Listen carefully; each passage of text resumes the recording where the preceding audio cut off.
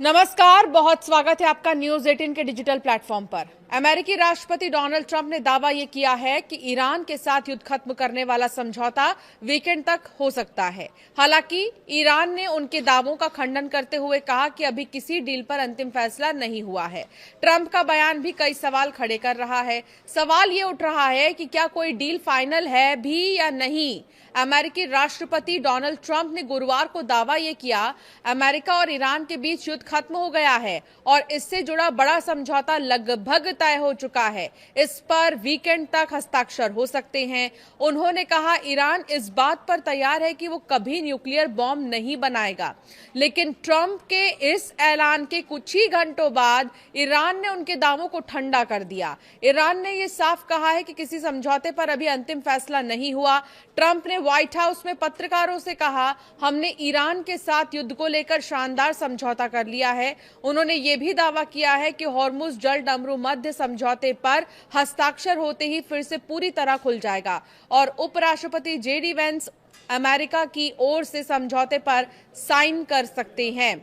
राष्ट्रपति ट्रंप ने दावा यह किया है कि ईरान ने न सिर्फ परमाणु हथियार विकसित नहीं करने बल्कि उन्हें खरीदने से भी सहमति जो है जताई है। एक कार्यक्रम के दौरान समर्थकों से ट्रंप ने कहा कि सबसे बड़ी बात यह है कि ईरान के पास कोई परमाणु हथियार नहीं होगा, ना वो उन्हें बनाएगा ना खरीदेगा। ट्रंप के मुताबिक शुरुआती समझौते में सिर्फ परमाणु हथियार विकसित ना करने की बात थी। उन्होंने कहा, मैंने पूछा कि खरीदने का क्या होगा। उन्होंने कहा कि ये शामिल नहीं है। 2 दिन बाद वो इस पर भी सहमत हो गए। हमें वो सब मिल गया जो हम चाहते थे। ट्रंप ने फैसला तब लिया है जब कथित तौर पर वो ईरान पर फिर हमला करने जा रहे थे, लेकिन ईरान के विदेश मंत्रालय के प्रवक्ता इस्माइल बगाई ने ट्रंप के दावों का खंडन करते हुए कहा है कि बातचीत के कई हिस्से जरूर तैयार हो चुके हैं, लेकिन ईरान ने अभी किसी भी तरीके से समझौते पर अंतिम निर्णय नहीं लिया। उन्होंने कहा है कि तेहरान अपनी रेड लाइन से कोई समझौता नहीं करेगा।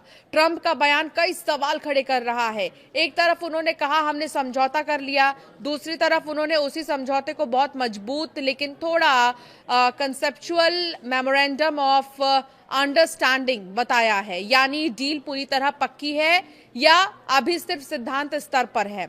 इस पर उनके बयान में ही स्पष्टता नहीं दिखी। यही नहीं, ट्रंप ने सोशल मीडिया पर दावा किया है कि समझौते को क्षेत्र के कई देशों का समर्थन मिल चुका है। उन्होंने इजराइल, सऊदी अरब, यूएई, कतर, तुर्की, पाकिस्तान, बहरीन, कुवैत, जॉर्डन और मिस्र का नाम लिया। लेकिन हैरानी की बात तो ये रही कि इस सूची में खुद ईरान का नाम शामिल नहीं था। मार्च से ही ट्रंप कई बार कह चुके हैं कि ईरान के साथ समझौता बहुत करीब है। हालांकि इसी दौरान दोनों देशों के बीच हमले और जवाबी हमले जारी हैं। अप्रैल में घोषित युद्ध विराम भी कई बार टूटने की कगार पर पहुंच चुका है। गुरुवार को ट्रंप ने यह भी कहा कि उन्होंने ईरान पर प्रस्तावित अमेरिकी हवाई हमले रोक दिए क्योंकि बातचीत बढ़ रही है। हालांकि साथ ही उन्होंने ये भी साफ किया है कि ईरान पर दबाव बनाए रखने के लिए अमेरिकी कदम जारी रहेंगे। राष्ट्रपति ट्रंप के ईरान पर प्रस्तावित सैन्य हमला टालने के फैसले के बाद वैश्विक बाजार में तेल की कीमतों में गिरावट जारी है। शुक्रवार को ब्रेंट क्रूड $1.21 यानी कि 1.3% गिरकर लगभग $89 प्रति बैरल पर पहुंच गया। तो वहीं अमेरिकी WTI क्रूड $1.23 यानी 1.4% टूटकर $86.48 प्रति बैरल पर आ गया। साप्ताहिक आधार पर भी दोनों बेंचमार्क में गिरावट दर्ज की गई। ब्रेंट क्रूड 4.2% और WTI 4.4% नीचे रहा। लेबनान के विदेश मंत्री यूसुफ रागी ने फ्रांस के विदेश मंत्री जीन नोएल बारो से मुलाकात कर इजराइल हिजबुल्लाह संघर्ष को खत्म करने के प्रयासों पर चर्चा की है। बैठक के बाद जारी जानकारी के मुताबिक बारो ने इजराइल के साथ मध्यस्थता वाली वार्ता में शामिल होने के लेबनानी सरकार के रुख को साहसिक बताया है। रागी ने उम्मीद ये जताई है कि यह बातचीत युद्ध विराम और इजरायली सेना की पूरी वापसी का रास्ता खोलेगी। अब सवाल यह है कि असली अड़चन कहां आ रही है अमेरिका और ईरान के बीच। अमेरिका ये चाहता है कि ईरान परमाणु हथियार विकसित ना कर सके और अपने परमाणु कार्यक्रम पर सख्त सीमाएं स्वीकार करे।